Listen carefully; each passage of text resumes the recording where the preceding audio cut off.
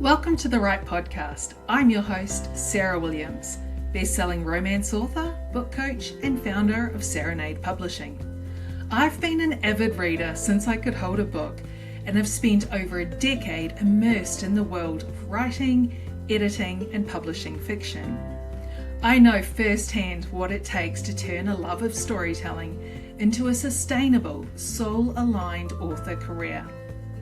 Each week, I share real talk about writing fiction, marketing smarter, and staying inspired, along with up-to-the-date industry insights and strategies that are working right now. You'll also hear from fellow authors, editors, and industry experts who are out there doing the work and making waves. Here, we put the woo in the work of writing, publishing, and growing your author business. Think of this as your creative business pep talk, packed with heart, hustle, and a little bit of magic. So get cozy and join me. Your writing journey starts now. Hey scribe, Sarah here, and welcome back to The Right Podcast. This episode is a special one. I had the chance to sit down with the brilliant Candice Fox at the Sunshine Coast Fiction Festival. And let me tell you, this woman is an absolute powerhouse. She's one of Australia's top crime writers, a multi-award winner. And yes, she co-writes with James Patterson. And she's also completely hilarious and wonderfully down to earth. We talked about everything from her wildest research adventures to the reality of working with one of the world's best-selling authors. I walked away so inspired, and I think you will too. Let's jump into the conversation. Thank you, everyone. Candice, hello, welcome to the Sunshine Coast. Hi, thanks for having me. Best entry music ever. I don't get entry music a lot, but that was just perfect. I think I'm going to insist on it from now on. All right, so why did you decide to write crime of all genres? What drew you to crime? You know, I was pretty serious about writing as a teenager. You know, if you ask my mother, she'll say I was flouncing around the house at 12 years old saying, I just can't work like this. I need my own laptop. And I was writing and submitting novels as an 18-year-old. My first few novels were all vampires and werewolves, though, which is a very difficult genre to get into. And I was taking classes and people were hammering me with this write what you know type of thing. And I really didn't know the settings for these novels. I was thinking I got to set it in New York, I got to set it in Paris because that's where these mysterious things happen. But there was a lot of crime in my life growing up. My mother had 4 kids and then she adopted 2 and then she fostered 155 kids as I was growing up. And so every single one of those kids came with their own crime story. And she's not a very subtle woman, so she was telling us all these crime stories. You know, she was saying, this kid's parents have been arrested for armed robbery. Let's do a drive-by and have a look at the bank they tried to rob. And my dad was also a prison officer for 30 years in Sydney prison, so he was coming home with all of his work stories. Because the house is just infested with kids, they're not keeping their conversations very subtle. They're just sitting there talking. So I remember as a kid being able to squeeze in between Dad's leather recliner and where Mum used to sit on the end of the couch, and I'd hear his work stories about, you know, who'd killed who in the prison or this new celebrity inmate who was coming in and all this. So I had all of those crime stories. And I can remember being a teenager and my mother loading us all into we didn't have a family car, obviously. We had up to 12 kids at a time. So we had a minibus and she was loading us all into the minibus. And we'd drive down to visit her friends, and then on the way back she'd stop by the Belangolo, and, you know, driving into the Belangolo forest at night, in the middle of the night, and she's saying, and now this is where the backpackers would have started to get really nervous. And she'd drive us in there, and she'd, I just need to stop the van and turn all the lights off. I just need to check something and try to scare the crap out of us all. She's someone who's fascinated by crime in a voyeuristic manner. And so I just absorbed that, and I put it into my writing. And from novel 5 onwards, I thought I would try crime. And it was novel 5 that got through.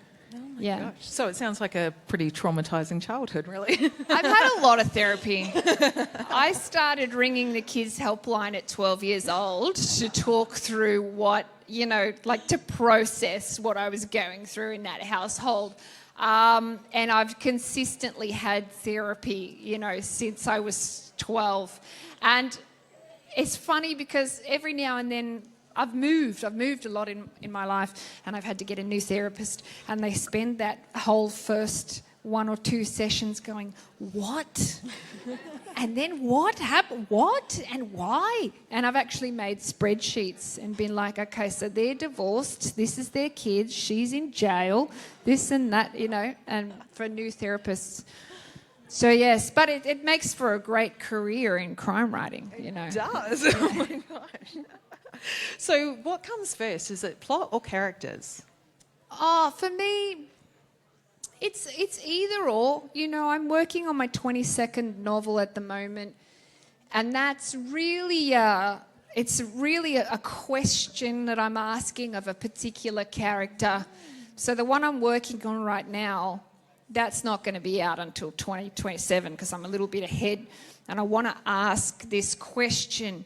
You're supposed to be ride or die for your child, right? It doesn't matter what they've done or what, And I have a 6-year-old, and I say to Violet all the time, there's nothing you could ever do that would make me not love you, and there's no problem that you could ever have. They wouldn't be right here to solve with you. But this mother in this book, her daughter has murdered someone. So I'm like, does that rule apply? Like, whose loyalty are you supposed to be with when you find out your own kid is a killer? So for me, that's a character study that I'm doing. But things like my latest novel, the latest novel that's come out, High Wire, I've got it for sale there. That was a concept. That was a plot problem. I had this idea about this outback track that makes a beeline across Australia, and really only bad people know about it. So drug dealers and serial killers and, drug smugglers and that kind of thing. There's this secret track, and I was thinking, what if you were the cop who was in charge of that slab of empty outback that has this really dangerous road running through it? And what kind of things might happen on that road? Who would be travelling on that road and why? And that's a novel that came out of plot, and I added the characters to it. I added a character in there. Her name is Edna. She's an outback cop, and she came straight out of my life because I do animal rescue. I'm a prolific animal rescuer because I love the adrenaline. I love grabbing wild animals. I know it's weird, but it's addictive. And I have this bird coordinator, and she manages all the birds that I rescue for wires in my area. And she's this tiny little lady, and she's 75 years old, and she'd be 45 kilos dripping wet. And she springs out of the back of this van that's full of these dangerous birds, and she's like, Candice, what have you got for me? And I'm like, here, I got this owl, And she's just insatiable. She's there in the middle of the night releasing these birds. I have seen her. I went to a job with her, and there was a tiny peach-faced parrot in a chimney. We didn't know what bird it was in the chimney, but she's stuffing her hand up there trying to grab this bird, and this bird came out and it flew. And these birds, I don't know if you're familiar with peach-faced parrots, but if anything is going to bite you, just for no reason, really hard, it's them. They are bitey, and they are fast as greased lightning. And it came out of the chimney, and she snatched it out of the air like Harry Potter with the golden snitch. And I point to her with Violet all the time, and I say, her name's June. I said, isn't June an amazing woman? What an amazing woman. This is what you can be like when you're 75. You know, this is what you're capable of, is being like that. What a hero as a role model. And so I wrote High Wire, and I wrote the character of Edna based on June. Yeah, and then I gave her the book. I let her read it without telling her. And then she came and she goes, oh, I loved your latest one. I love that Edna. You know, she's a woman after my own heart. And I said, you know what? Funny story. That's actually you, yeah. Do you write about people you know fairly often? No, I don't. Like, I don't do it a lot, and I don't do it in a very obvious way when I do it. It's gotten me into almost trouble territory before. I had this crew of builders at my house, and they were building a deck in my backyard, and these 4 guys, they just oozed with criminality. They were very dodgy sounding, dodgy looking, dodgy acting, and I didn't know them. I just picked them off, you know, the internet, and they're building a deck, and I just was fascinated by them. And my husband Tim said to me, every time I turn around, you're out there talking to those builders, you are costing us money. And I said, these guys are going to make me money. I don't just let me. It's research. I don't know how, but I'm going to use them somehow in a novel. And so I wrote these 4 guys. Originally, I pitched it to my agent, and I said, I want to write this book about these builders. But Gabby is a very posh agent from Bronte in Sydney, and she said, I hate to break it to you, Candice. She talks like this, but people don't find builders terribly intriguing. Frankly, these men sound awful. I don't know why you didn't use my builder, Pierre. And I was like, okay. What if it wasn't builders? What if it was something, you know? I said, what about firemen? And she goes, oh, firemen, that's far more appealing. I know a fireman, actually, you know, and all this. So I took the 4 guys from my backyard and I used them as the characters. And then I ended up setting the book in New York. So I went to New York and I met a bunch of firefighters. So in a sense, character-wise, I modelled it off these 4 guys, but I used the skills and knowledge that I knew from the other guys in New York, and I fitted them in. And it was funny because I was talking to a friend of mine, and she said, this is going to be a really weird question if you didn't do this, but your latest novel, did you put anyone you know in there? And I said, maybe. Why? And she said, well, I know this woman and her husband is a builder. And she was reading this book going, I swear to God, Matt, that's you. It's a fireman from New York, but I swear to God it's you. And I was like, oh, no. Does he happen to be from this building company? And she was like, yes. And I was like, oh, no. Anyway, Matt still had my number, and I'd ignored it for ages, but then I get this text from Matt going, my wife's really enjoying your new book. Did you? And I was like, oh, yeah. So it almost got me in trouble. Luckily, he was one of the... I mean, none of them are good people, but he was one of the better bad people in the novel. Oh. How do you actually separate your fictional world from reality? You said you were, using these people as inspiration. Are you just constantly going, oh, you could be a murderer, you could be a criminal? Like, are you looking for clues everywhere? Yeah, it's not so much clues. I really love, for example, I love the way that people talk. And I love dialogue. And people have said, I love your dialogue because it sounds so real. And I love little idiosyncrasies that people have. For example, I have another animal rescue friend, and she's a possum expert. So I've had to call her a bunch of times for advice to say, this possum is doing this, what does that mean? And so I've done over 600 animal rescues for wires, and I've done almost all of them with my daughter Violet in tow. And so we've been rescuing together since she was 2. Well, she's now 6. So in 4 years, we've done 600 rescues together. And Violet or whenever I'm calling for advice, I'm calling Kathy for advice about a possum. Violet's like, put it on speaker, put it on speaker. And I say to Violet, I'll put it on speaker, but you've got to let me talk to Kathy. And she goes, is it the Kathy that talks a lot? And I go, yes, it's that one. She goes, oh, why? And because I need to ask her this question, so you just shush. Violet's back there in her safety seat. And I'm talking to Kathy, and one of her verbal tics, which I love, is she repeats herself a lot, but she always says, as I said. And she says, as I said, really quickly, like it all slurs together. So she'll go, because possums, ringtail possums, they try to live up high. As I said, they really, and as I said, and it's this little thing. And whenever there's an ly word, she breaks it into parts. So she'll say, as I said, technically, you're not supposed to do this, and actually, and I just love those two verbal tics from her. Are just so, they make her sound really flustered, really fuddy-duddy, really, and she is like, it says everything that you need to know about her character, is that she goes round and round and she's kind of bumbly and she's adorable. She's an adorable person. And a lot of writing is show, don't tell. So rather than, if I'm writing an adorable character who's a bit flustered and a bit fuddy-duddy, I'm not going to say to you as the reader, she's a bit flustered and fuddy-duddy. I'm going to have her talk in this really annoying way where she links all the words together and breaks them up. And Violet can't stand her. She goes, the Kathy that talks a lot, yeah. Oh, that's gorgeous. How do you research your novels?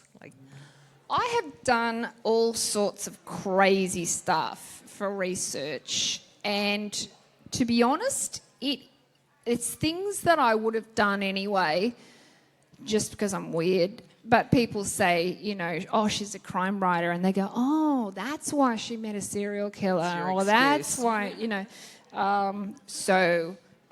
whenever I'm talking to cops, I see cops around. I used to work in a tattoo shop before I was writing, but I wasn't making enough money to live on it. And I was in this tattoo shop in the King's Cross, and the tattoo industry is very transient. You get different, tattoo artists coming and going all the time, and someone would inevitably hit the panic button under the desk accidentally, and so the Darlinghurst cop shop is just there, and they'd come running across the street, and we'd go, sorry, we hit the button. And I'd always go, but tell me, what's going on? What's the latest thing? And they would tell me these stories. In 2019, I was living in LA, and I watched a documentary on a serial killer named Lawrence Bittaker, and it was one of the worst things I engage in a lot of true crime, and it was one of the worst crimes that I've ever heard of in my entire life. It was awful. He was convicted he and a friend were a killing partnership. He was convicted of the murders of 5 young girls, in LA in the late 70s, and I believe it was a lot more than 5.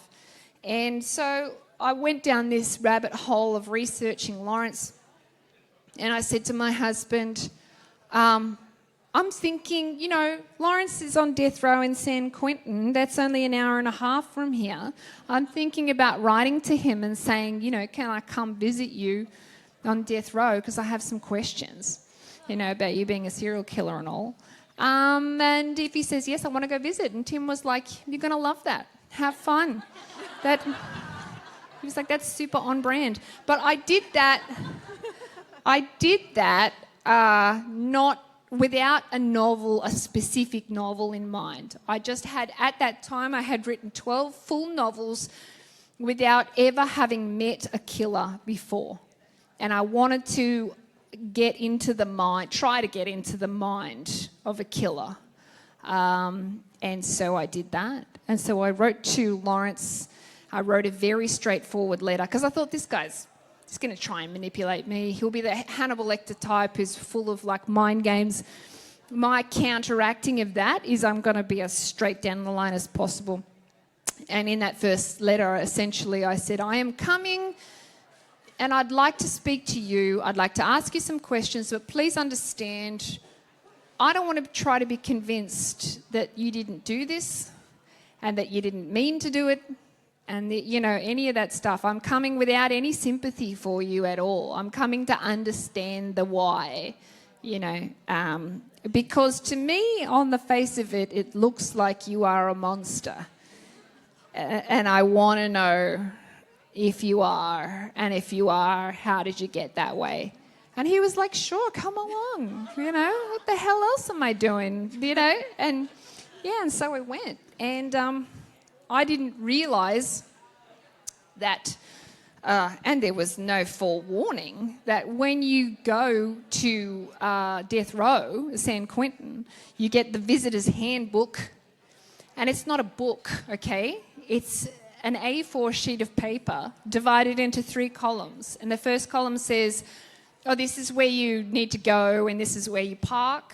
And the second one says, this is what you can bring in and this is what you can wear. Don't wear an underwire bra, because you'll be x-rayed. And you can only bring in notes, you can't bring in coins and blah, blah, blah. They slipped a little line in there in the second column which said, if you are taken hostage by an inmate, we will not negotiate with you. So no funny business, linking up with your inmate to say, let's get you out. No, none of that. And then there was this if you need to make an appointment, blah, blah, blah, all this. And so I was like, I'll get there and it'll be, this guy's a violent serial killer. So it'll be like the glass with the phone. I got there. I went through all the levels of security. I was barked out by several guards and x-rayed and all that kind of thing. I go in and it says death row and they roll this thing out and I go in, they roll it shut behind me and then nobody tells you what to do. So I went up to this guard and I said, oh, hi. He's standing there picking his nails. He's not really looking at anything. And I said, hi, my name's Candice. I have an 8 o'clock appointment to visit an inmate. I don't know which window is mine with the phones. And he said, oh, who's the inmate? And I said, Lawrence Bittaker, the serial killer. And he said, oh, yeah, Lawrence is going to be in that cage there. And he pointed to this floor-to-ceiling steel cage with, it's like a shark cage, 2 metres by 2 metres, bulletproof glass all around the inside. And I said, oh, yeah, he's going to be in there. Where am I going to be? And the guard said, in there. And I said, at the same time? And he said, yes, at the same time. Did you not read the visitor's handbook? And I said, it's not a book. It's an A4 sheet of paper. And it said nothing about this. And I was about to say, I really don't know if I'm comfortable with this, blah, blah, blah. But they're bringing him out, and I didn't want to be rude. So they brought Lawrence out, and he was cuffed. And then they opened the cage, and they chucked him in. There's 2 plastic chairs in there and a table. And they said, all right, in you get. And so I got in, and they shut the cage door, and I'm sitting there on a plastic chair and I'm watching them. They thread a padlock through the cage door and snap it shut. And then Lawrence put his wrists through a slot at his side and they uncuffed him. And then the guard walks away around a corner. And I was like, this is how I die. Yeah, I didn't know that it would come to this, but strangely fitting. This is going to be great for promo. And then, so I was nervous. Obviously, I'm spitting out all this stuff. I was like, well, thank you so much for seeing me. And I like what you've done with the place. It's very industrial, chic. And it's a nice day outside and all this. And, I said, I'm a little bit surprised that this is happening. And he said, what, this? And I said, yes, this with the, I thought there was going to be, and he goes, oh, no, it's a full contact visit. We can touch each other if you want. And I was like, and he put his hand out to shake my hand. And I was like, oh, thank God you specified what kind of touching you meant. And I said, I can't get my head around it. Full contact visit. And he said, yeah, I said, what what, I don't want to give you any ideas, but what would happen technically if you like lunged across the cage at me? And he goes, oh, well, you know, see the row of cages, they've all got like a triangle cut out of the ceiling in every single cage. Yeah, so there's a rifleman up there. And if I do anything, you know, he'll just shoot me. And I said, well, I have a few problems with that because the bulletproof glass and the ricochet and like, how's he going to make sure he gets you and not me and all this kind of stuff. And Lawrence was like, Candice, I didn't design the system here. And I was like, oh, well, fair enough. Yeah, you're right, fair enough. I'm going on and on.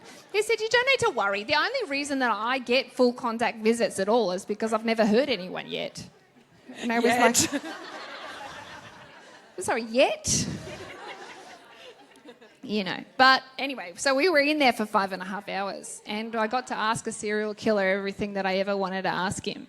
And it really turned my mind around about serial killers because, and I've met a few since and they're all the same, and they're not the Hannibal Lecter type who owns their crimes, you know, this genius, this almost supernatural levels of evil genius. They're just loathsome, horrible, slimy men who have no regard for their victims. They have no... It's just all me, me, me.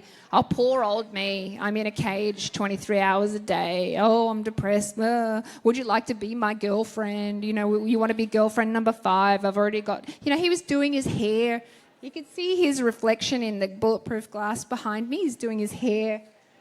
I'm like, Lawrence, you're a 77-year-old serial killer. I don't know who you're warming yourself up for here, but it's not, you know, I'm married and I told you in the initial letter that this is not romantic and, yeah. So now I write more about people, normal people who kill and not so much the psychopaths, yeah.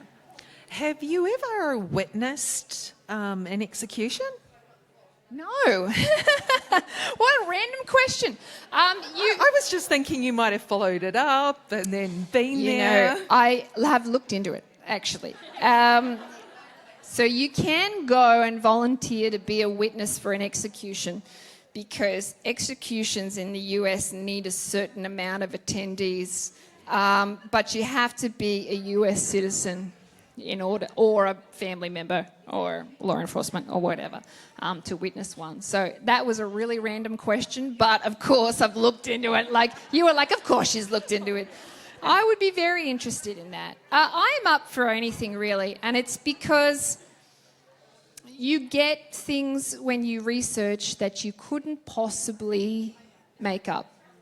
For the firefighter novel Devil's Kitchen, I went to New York and I tracked down some firefighters.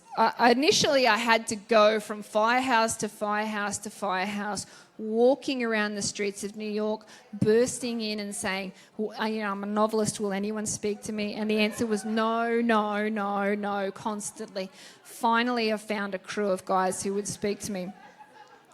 One guy said, I'll get you in with my firehouse crew. And I said, what can I do to win them over? He said, they might be a bit edgy. I said, what can I do? He said, bring them cake. So I went to the best bakery I could find in New York and I got all the cake and I rocked up with 2 handfuls of boxes of cake. I was like, guys, talk to me. And so I had these 10 firefighters at this table at this firehouse and I said to them, you know, tell me the most disgusting story you've ever heard. You know, tell me the wildest fire, the stupidest fire you've ever had. And they're just reeling out this amazing stuff and trying to one-up each other. But the best thing they said, I said, tell me the worst firefighter you've ever worked with. And they all looked at each other and it was unanimous. They said, it's got to be Nick the Dick, right? And they all went, yeah, Nick the Dick. I said, Nick the Dick? That is great nicknaming that you have there. Very inventive. Is he well endowed or is he just a dickhead? And they all went, that was kind of a bit of both, actually. And I said, why is he such a dick? They said, on day 1 of joining the firehouse, this guy walks in and he goes straight through the engine bays, through the sleeping area, into the kitchen area at the back of the firehouse. He hasn't spoken to anyone. This is day one. He opens a cupboard. He pulls down a mug. He doesn't check whose mug it is or anything like that. He just smashes the handle off on the counter. And then he gets another mug and he smashes the handle off. And the guys come up to him and they go, "Buddy, what the hell are you doing?" And he said, "I just joined here this morning.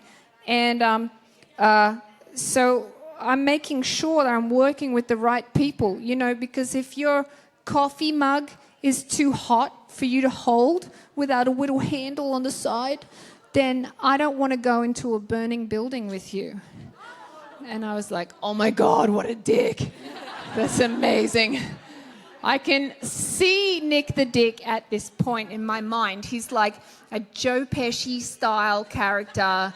He's short and aggressive and he's got douchey hair and he's one of those guys that, Joe Pesci in Goodfellas, they said he brings a gun to a knife fight, and I couldn't have made that up. I had to go there to New York, meet these guys, get that story, and put it in the novel. That's incredible. That's so funny. James Patterson, give us all the goss. How did that all start? The co-writing. What's he like? Well, he's great. We've written 9 novels together, so I wouldn't do anything with someone 9 times if I didn't enjoy it. We met for the first time at a cocktail party in Australia. He was out here promoting a novel, and I didn't know that he was in the market for a new collaborator. But I had put my cheeky feelers out to my agent and my publisher, and I'd said, what does a person have to do? I was young and hungry. I was 3 books in and trying to make a name for myself, elbowing my way into the genre. And she said, there'll be a few people ahead of you before you to be put up for something like that. And I was like, well, if they all die and I'm the only one left over, who can say how that would happen? Anyway, I went to the party and he was led in. James Patterson is like the Brad Pitt of the authoring world. I've been on tour with him in the US and he comes down the aisle and he's high-fiving people and this kind of thing. And he comes in and he's got an entourage. And I know that at this party he's only going to be introduced to the important people. He's going to be introduced to that guy's the head of publishing, that guy's the head of marketing, that guy's this, that. He's not going to be led around to me. I'm going to have to go over. And I said to the people I was standing with, I'm going to go over there. And they're saying, you can't just go over there. One does not go over to James Patterson. And I was like, watch me. So I went over, I tapped him on the shoulder and I said, James, my name's Candice. I'm a writer too. I love your work. I read Kiss the Girls when I was 12 years old and it absolutely changed, blew my mind and blah, blah, blah, all this. And he said, wow, that's really inappropriate. What was your mother doing when you were reading Kiss the Girls at 12 years old, And I was like, mate, we don't have time. And so I was just chatting. And I think that James, I think that he fancies himself a bit of a scrapper. He came from nothing. And I've got this terrible bogan accent from growing up in Western Sydney. So I think that he kind of got the sense that I was a scrapper as well and someone who was young and hungry. And we just really liked each other at the party. But my publisher was watching, probably because someone had said, what's Candice Fox doing over there talking to James Patterson? But she was watching and she was saying to herself, oh, they get on. And that's half the battle, isn't it? So she was going to give him a book pack to say these are our, top line authors or whatever. And so she slipped my book into that pack just as an experiment. And then turns out he picked that one to read on the plane home to Florida. And then he said, and I said to him afterwards, I said, did you remember me from the party? And he's like, of course I did. But I think he probably didn't. I mean, he would have met 150 people that day, But yeah, we just get on really well. And we write the novels together. You know, he's very over the top with the management. He's over my shoulder all the time. It's a bit of a stressful experience writing with him because it's so managed, and what we're writing is a very specific product. It's a James Patterson novel that, you know, so you'll write a chapter and you'll say, this chapter needs to be less than 1,000 words, because no James Patterson chapters are more than 1,000 words. So you're writing a very specific product, and he'll sit there and he'll say, no tattoos, no piercings, no graphic sex, not too much humour, none of this, none of that, because this is what James Patterson readers want. And in some ways it's very assuring, because I have this very experienced guy over my shoulder saying, this is going to work, this isn't, and we do lots of outlines together. So when I'm writing my own stuff, I'm just freewheeling and I'm like, is this good? I don't know. What's happening? But in other ways it's just very stressful. When I called his house for the first time ever, they said, call him, he wants to bounce some ideas about the next novel with you. And they said, call him at 10 o'clock your time. So I'm there and I've got my finger, I've got the number dialed in, and I'm going 3, 2, 1, dial. And I dialed his house.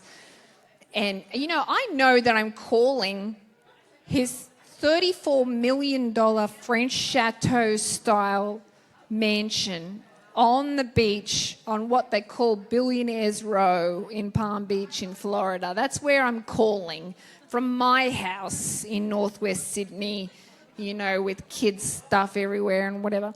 And so I called and it rings and I'm like I'm beating with sweat. And someone goes, hello?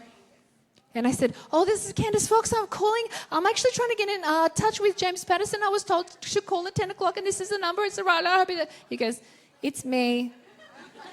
He said, I answer my own phone. I've been answering my own phone for years. I said, oh, so have I, actually. It's so good to talk to you, blah, blah, blah. You know. So, yeah, he's fun. He's a fun guy. We haven't written in a couple of years because I'm writing these, I'm at the level now where I'm writing my own novel and I'm selling that to Hollywood. Every time I write a novel, I'm selling the film rights to it. And as a single author, I get 100% of those film rights. Whereas when I work with James, I'm getting proportions of everything. But we still are friends. We still catch up if I go to the US or whatever. It's a great relationship. Do you have any movies coming out soon? Well, I hope so. My latest one, High Wire, which is for sale, I sold that to Ridley Scott, who did Gladiator and Alien and Blade Runner, a whole bunch of other stuff. And the novel that comes out in April, I sold that to a company called SK Global, and they did Crazy Rich Asians and Hell or High Water. I have other projects with Universal, MGM, I can't remember the others, Lionsgate, whatever. And if one of them goes off, it's going to be great. But I sell the option and then I forget about it. Because Hollywood is full of that, oh, we're going to start filming in 6 months' time. And you go, oh, wow, that's amazing. And then they go, oh, we got held back by this or the funding or whatever. Or they say, we're in talks with Ethan Hawke at the moment. Do you like Ethan Hawke? And I go, oh, my God. And then I watch everything that Ethan Hawke's ever been in. And they go, you know what? We got somebody better than him. We can't tell you who it is right now. And you go, oh. It's just full of bullshit. They know it too. They know that they're full of shit. So you're waiting till the red carpet moment. Yeah, I never believe anything in Hollywood until the cameras are actually rolling. Yeah, that's when I believe it. When Thomas Jane was coming out to film Troppo, they had been telling me that they were going to make Crimson Lake into a TV show for 8 years at this point. And every year when they re-optioned the novel, they were taking me to lunch. And it started off as like, you know, down on the wharf at Sydney Harbour and this $400 or $500 lunch, you know, or I'm at LA and they take me to lunch and it's at Soho House and Jennifer Aniston is over there and this, and it's members only at this place. After 8 years, the last lunch that they took me to before they made Troppo, it was at House of Pies in Anaheim. And I said to the producer, you know what, let me get this one. And so I never thought that it was going to happen.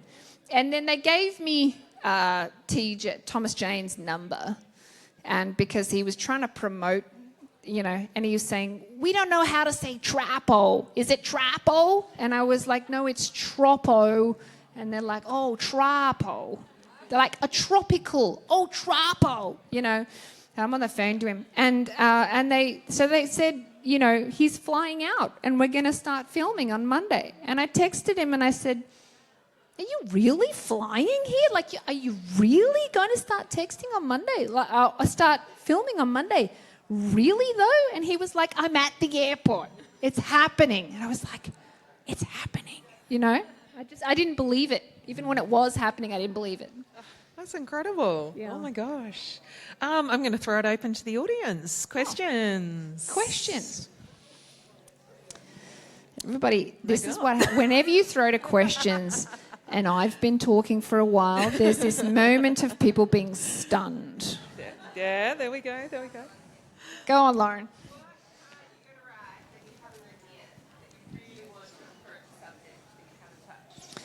So the question was, what subject do you really want to write? You haven't approached it yet. I write the books fast enough that I don't have to desire to get into a subject too long before I have the opportunity to do it. But the untouchable regions of writing for me are other genres, because I don't really get time to do it, and I don't, I'm encouraged not to do it by my agent, who's like, I want to make money, please stay in crime, but I would love to write a post-apocalyptic fiction, because I think that they have the same sort of life or death, good or evil themes. We all like to think of ourselves as really good people and moral people and that kind of thing.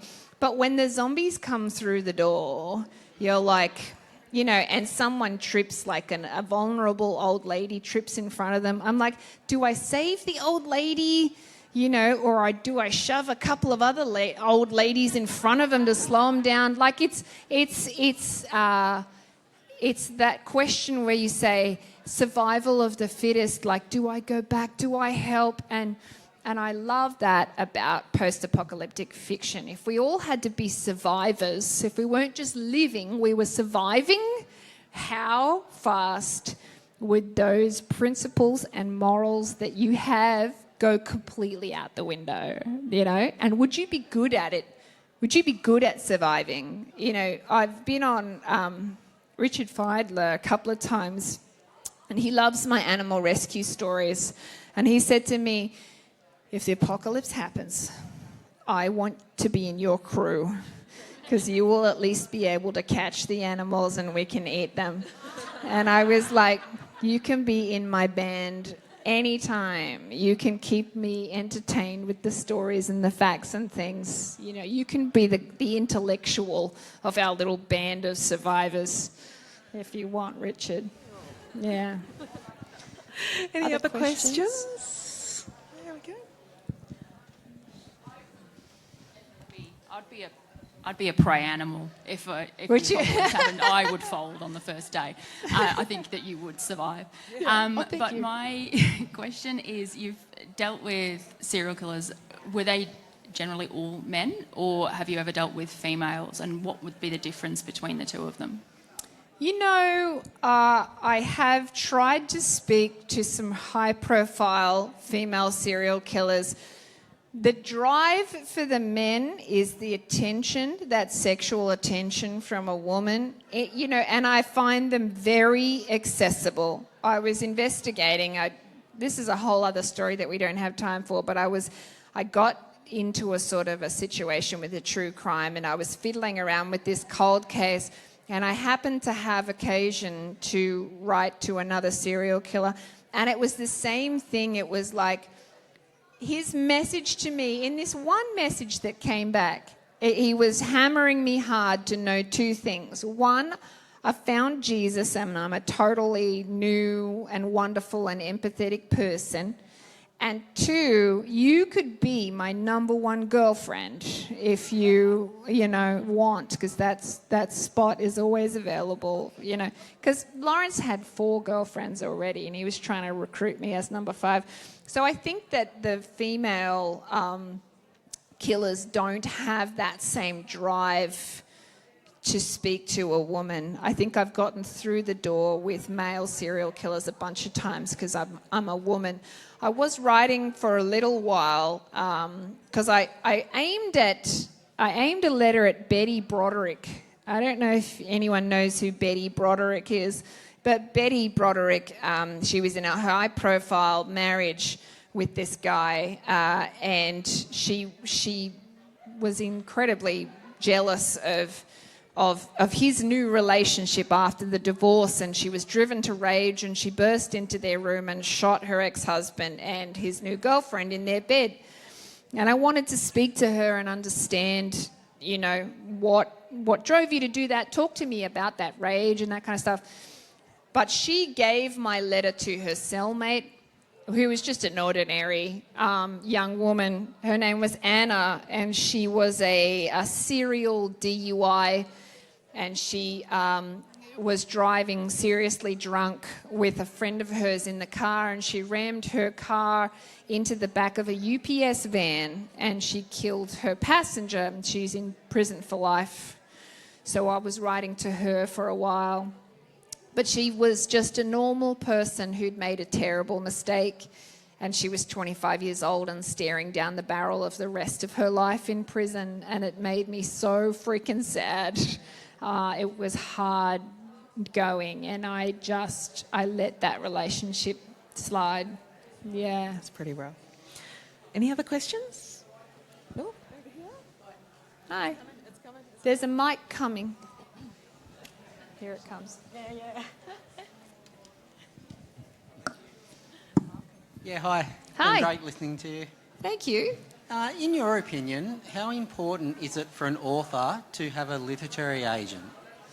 Oh, yes. In my opinion, how important is a literary agent? Incredibly important. If you want to be a traditionally published author, incredibly important. I have always been fascinated by the slush pile. What's in there? Who's reading it? That kind of thing. And I was in my publishing house a couple of years ago, and I said to my publisher, how many times in your career have you ever gotten a novel out of the slush pile? She said, once. And I said, and that's in a 25-year career. And she was sitting at a table with a whole bunch of other publishers and bigwigs, including her boss. And she said, yeah, that's in 25 years. I pulled one book out of the slush pile and didn't do that well. I said, everyone else, how often? And they were saying never, never, never. They've never gotten anything out of the slush pile. And that's because they don't have to. Because the agents will trawl through that in that 10 to 15,000 submissions per year that the big 5 get, and that's probably more now, that's the good, bad, and the ugly. And they do not have the time and the resources to go through those 15,000. But the agents are doing it on purpose. They are trawling through, trying to find their next golden goose. And the other thing that an agent will do for you that you won't be able to do on your own is any agent that's worth their salt will get you a deal here in Australia, but they'll also sell your translation rights. So my novels are translated into like 20 different languages, which means there's 20 different countries that I get an advance for every time I sell a novel. So that for me in the early years was the difference between having a day job and trying to be an author, and because they're not huge amounts. I think for the first time I was ever translated into French, for example, it would have been for Crimson Lake, so that's my 4th novel. I think I got $3,000. But not only did I get France, I got Italy, I got Germany, I got, the Ukraine, I sold the Hebrew rights, and so all those small amounts become something that you can live on. And I would not have had any of those translation rights without an agent. Yeah. Yeah, incredible.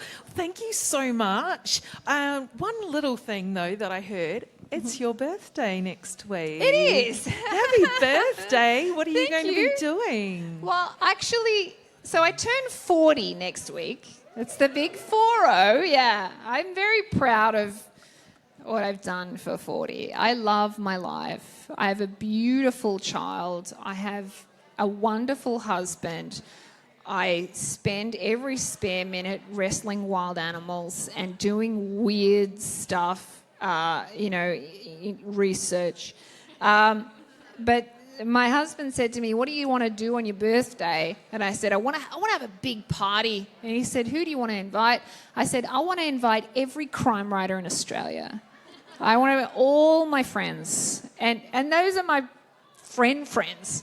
They're all crime writers, and I want to talk industry gossip all night long." Michael Robotham is one of the biggest gossip queens in the entire industry, so I was like, let's make sure that he can come because I want the gossip, the delicious gossip.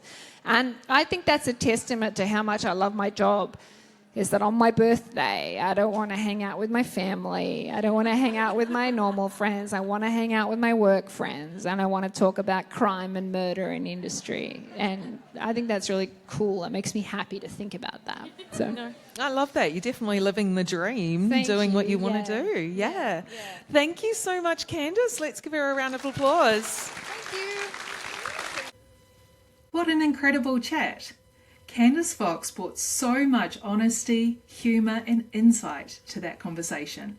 It's not every day you get a behind-the-scenes look at a writing partnership with James Patterson, let alone from someone as real and refreshingly candid as Candice. If today's episode gave you a boost of inspiration, make sure you're following The Right Podcast, and don't forget to explore all the writing support waiting for you at serenadepublishing.com. Thanks so much for being here, and until next time, happy writing. Thanks so much for listening to The Right Podcast with Sarah Williams. If you enjoyed today's episode, it would mean the world if you'd leave a review and share the show with your writer friends. It helps more creatives find their way to us. And don't forget to follow Serenade Publishing on Instagram and TikTok for more writing tips, publishing advice, and exciting events to keep you inspired. Keep writing, keep dreaming, and know that I'm here to support you every word of the way.